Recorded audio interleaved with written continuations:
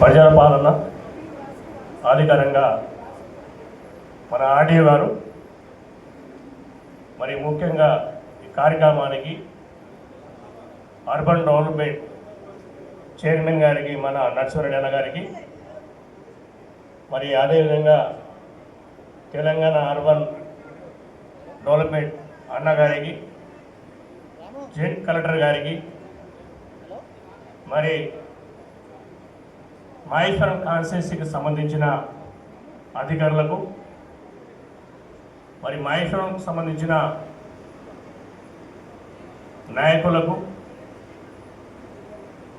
నూతనంగా గెలిచిన సర్పంచులకు ఉప సర్పంచులకు వార్డు మెంబర్లకు మా డైరెక్టర్లకు మా అక్క చెల్లెలకు మరి ప్రతి పేరున నా నమస్కారం తెలియజేస్తూ మరి ఏది ఎప్పటి ఏ మీటింగ్లో చూసినా మహిళా సంఘాలే మహిళలే ఎక్కువ వస్తూ ఉంటారు. మరి గౌరవ ముఖ్యమంత్రి గారు రేవంత్ అన్న గారు మరి మహిళల పట్ల మహిళలకి పెద్దపీట వేయాలని చెప్పి ఇప్పటి నుంచో మహిళలకు కోటేశ్వరి కావాలంటే మరి మహిళా సంఘాలకు ఆర్టీసీ బస్సు ఫ్రీ కానీ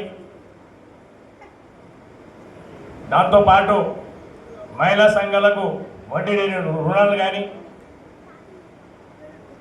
రైతులకు సంబంధించిన రైతు 2 లక్షల వరకు రుణమాఫీ కానీ 23,000 కోట్ల రూపాయలు రుణం ఏదైతే బ్యాంకుల ద్వారా మనము 2 లక్షల వరకు 23,000 కోట్ల రూపాయలు రుణం చేయడం జరిగింది. దాంతోపాటు రైతులకు రైతు భరోసా కార్యక్రమం ఏదైతే 9,000 కోట్ల రూపాయలు ఇంతకు ముందు ఒక్కటేసారి రావడం జరిగింది. మరి మొన్న గిట్ట 9,000 కోట్ల రూపాయలు మరి రావడం జరిగింది. మొన్ననే 1 ఎకరాకు 6,000 రూపాయలు రావడం జరిగింది.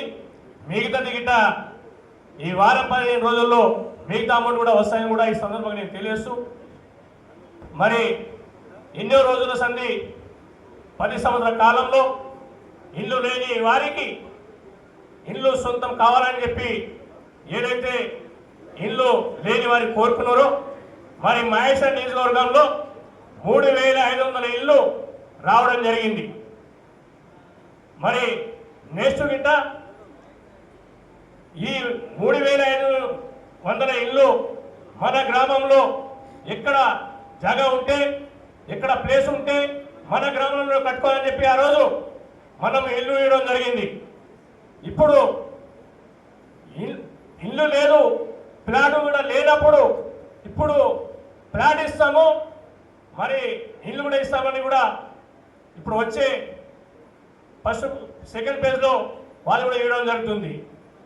మళ్ళీ 200 యూనిట్ కరెంటు మనము ఫ్రీగా ఇస్తూ ఉన్నాం. దాంతోపాటు ఆరోగ్యశ్రీ మన ఎక్కడ ఏమైనా జబ్బు వస్తే మరి హాస్పిటల్ గిట్ట మనం ఫ్రీగా ఇవ్వడం జరుగుతుంది. మళ్ళీ ఏమన్నా హాస్పిటల్ ఏమైనా ఆపసంలో ఉంటే మరి సీఎం రిలీఫ్ ఫండ్ అని చెప్పి మనకు ఏమైనా జరిగితే 60,000 రూపాయలు ఇవ్వడం జరుగుతూ ఉంది. మరి ఎన్నో పథకాలు ఉన్నాయి, చెప్పాలని చాలా ఉంది. కానీ మేము మాట్లాడకుండా ముందే అధికారులు చక్కగా చెప్తా ఉన్నారు. మరి మేము చెప్పిన కన్నా వారే మంచి చెప్తున్నారు. కాబట్టి నేను మండలంలో కానీ ఎక్కడ మీటింగ్ పెట్టినా అప్పుడు నేను మాట్లాడగలుగుతాను. ఇంకా చాలా ఉంది, మా చైర్మన్ గారు ఉన్నారు కాబట్టి వారు ఇంకా మొత్తం వివరాలు చెప్తారని కూడా ఈ సందర్భంగా తెలియజేస్తూ ఈ అవకాశాన్ని ఇంతకే ముగిస్తాను.